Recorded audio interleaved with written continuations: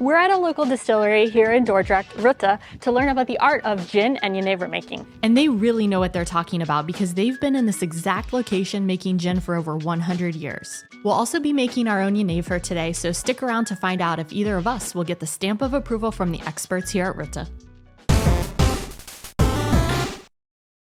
Goedemorgen and welcome back.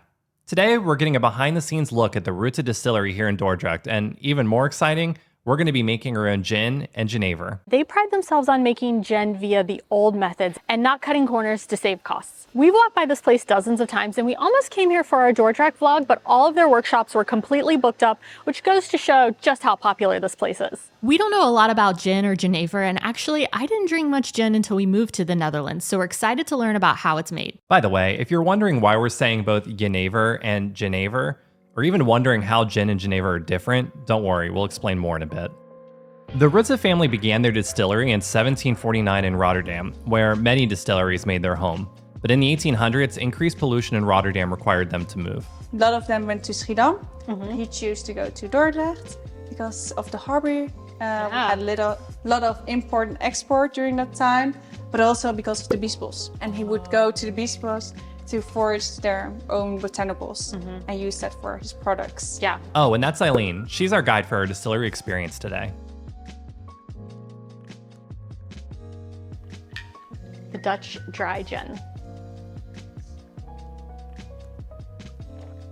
Ooh, oh, that juniper flavor is really good. super good. So refreshing. It is really refreshing. Although the company was sold in 1992, the Rutte distillery prides themselves on always linking their recipes to the past and bringing new life to their old handwritten recipes.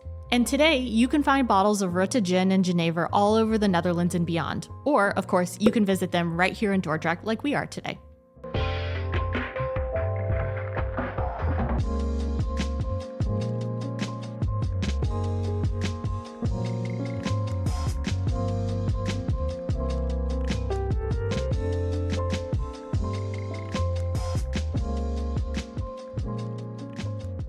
Their facility was like a science lab, no exaggeration. It starts with the room where they make all of their extracts, and they were trying a bit of everything.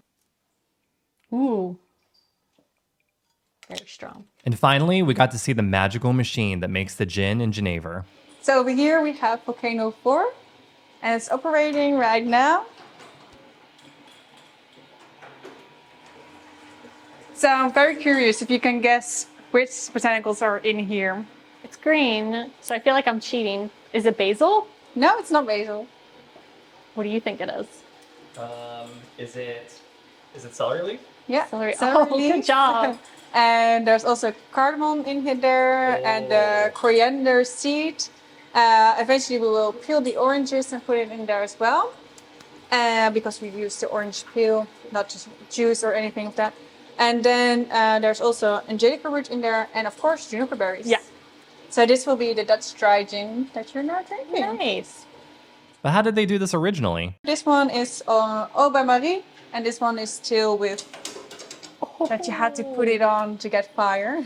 Wow. Vulcan 3 is on display outside. They don't know what happened to Vulcan 2. I got to try a juniper berry, the source of all the gin and Genever. They look like little blueberries. Dried blueberry. Yeah. And just for fun, we gnawed on some dried licorice root, the primary flavor of the Netherlands' most popular candy. You gonna eat it? I'm going to watch you eat it, then I'm going to eat it. So I used to love this as a child. Really? Yeah. It doesn't, This? Yeah. Oh, wow. I don't really get much smell from it. Much, do you? No. How do I eat it? Just Just bite it. Yeah.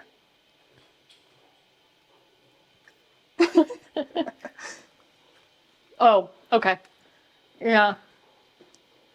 Ooh, I kind of like it. Man, it comes on really fast. The flavor. Salmia kind of flavor. Oh, I hate it. Now I hate it. But that's still not all of it. Here's the smelling library that holds all of the extractions and distillations of the various fruits, seeds, and whatever else they've cooked up. Oh, it's so different. Before finally taking a look at their barrels. But we also have barrels in Schiedam at the Kuiper and at Puliers in Belgium. Does this include any of the private barrels? No, they're located at the Kuiper. You can see it on this picture. They are locked. Oh. So they're protected very well because there's also a fire safety. If there's a fire at the Kuiper, there will be like a curtain falling down to protect the barrels. Oh my gosh. Yeah. Okay, so Eileen, what is gin and what is Genever? Genever is the godfather of gin because it was around the 16th century that the Dutch people wanted to keep the juniper berries preserved, and they did it to put it on alcohol with some other herbs. And then they tried to distill it to see what it would do medically. And eventually they enjoyed drinking just like this. The Dutch king came to the English throne by marriage, and they stimulated the Genever coming to England and put a ban on cognac. And eventually the English thought, well, we can make it ourselves. And they tried all different things to eventually becoming a good gin. And why is it sometimes Genever and not Genever? Pronunciation problems with Genever. So it became Genever and it eventually became gin. But nowadays there are two different products. Gin is a little bit higher in alcohol, and we don't use malt spirit for this one. So malt spirit is a little bit lower in alcohol, and you can still smell the grains that are used. And this has to be in Genever. Still, they use juniper berries for both products. If you've ever heard the phrase Dutch courage or liquid courage, it's actually referring to Genever, which English soldiers said seemed to give Dutch soldiers bravery before a battle. And we're going to need it to mix this gin in Genever today. I started with the gin.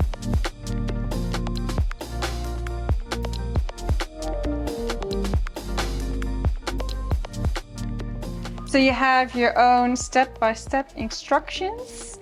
And for the gin, you have to have at least a minimum of 37.5% of alcohol. Okay.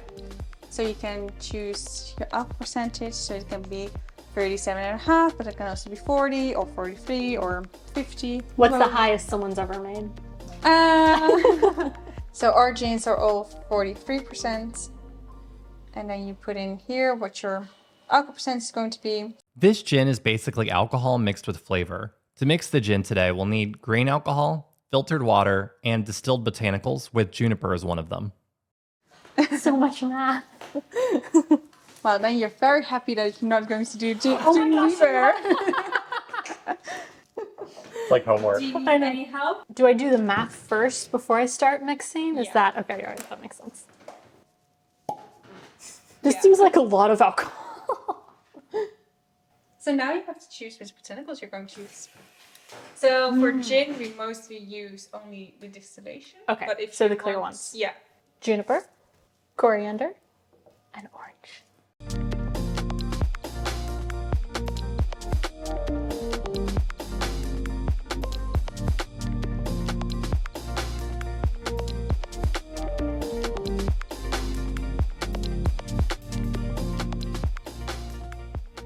I think that's it.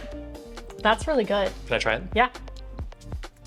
It's like it brings out the orange flavor a little bit more, like making it like a rounder flavor. What do you think? It's all good.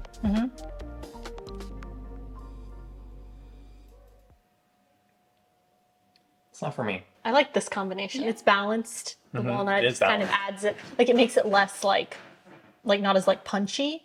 Just kind of like mellows it. I like it. Do you want to taste it with tonic? Yes. Oh. Tonic or not? Thank you.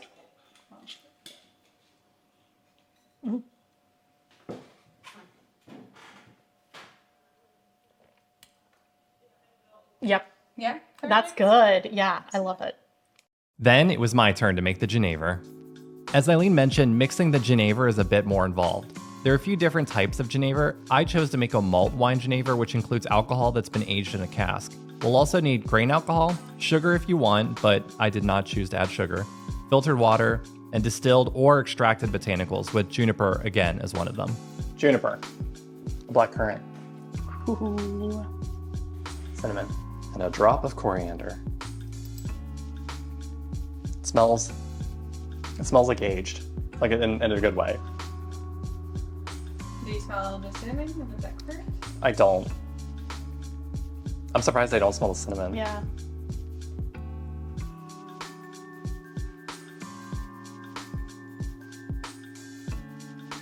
That's easier to add. Yeah.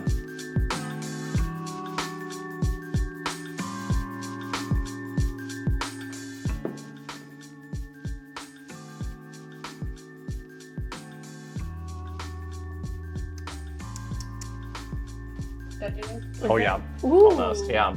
Oh, that's nice. Good job. Good in an old fashioned. Yeah. Now that we've made our gin in Genever, it's time to bottle it and give it a proper name. How do I play on it with bun? Like BUNCHARTED. Bun. Ginger. Yeah, I was gonna say. BUNCHARTED. Oh my gosh, that's really good. Okay. Bam.